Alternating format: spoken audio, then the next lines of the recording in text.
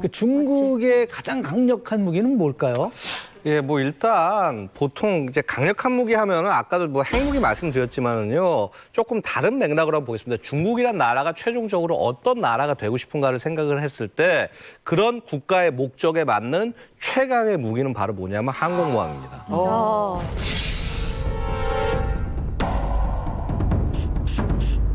원래 이전에 랴오닝이라고 그래서 이제 러시아제를 가지고 와서 이제 개장해가지고 쓰기도 했었는데 지금 이제 산공호라고 그래서 이제 국산 항공모함을 이제 배치하기 시작을 했고요.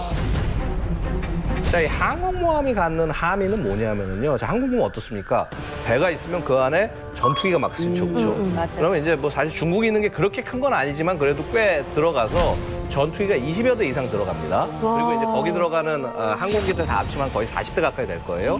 자, 전투기를 배 위에서 띄워놓고 싸우는 이 함대와 그게 없는 함대는 비교가 안 됩니다. 네. 싸움 전투력 자체가 비교가 안 돼요. 자, 바다 위 싸움에서 넘버원이 되죠. 자, 게다가 내가 목표하는 적국의 지상까지 다 가서 정밀하게 때리고 올 수 있다는 거죠. 네. 근데 이 전략을 가장 잘 구사하는 나라가 어디겠습니까? 미국이죠, 그렇죠? 그쵸. 미국은 심지어는 법으로요 11척의 항모를 운영할 수 있도록 해놨습니다. 전 세계 어디든 있는 것 같아요, 떠 있는 것. 미국이 11대인데요. 중국이 얘기하는 자신들이 갖겠다라고 하는 숫자는 몇 대냐면 6척입니다. 작네. 절반 정도. 예, 절반 정도. 근데 이게 왜 그러냐면 생각해 보십시오. 미국은 어떻습니까? 태평양뿐만 아니라 대서양부터 시작해서 전 세계를 다 신경을 써야 돼요. 그러다 보니까 11척 갖고 전 세계를 다 굴리기도 되게 힘들어요. 그런데 중국의 입장에서는 6척이면 얘를 갖고 최소한 아시아 태평양 지역은 마음대로 휘젓고 다닐 수가 있는 거예요. 그러니까 결국은 실질적으로 미국과 전 세계까지는 아니더라도 최소한 아시아 태평양 지역에서는 미국과 경쟁할 수 있는 군사력을 가져가겠다라는 것이 이 중국이 항모를 갖는 함이라고 할 수가 있습니다.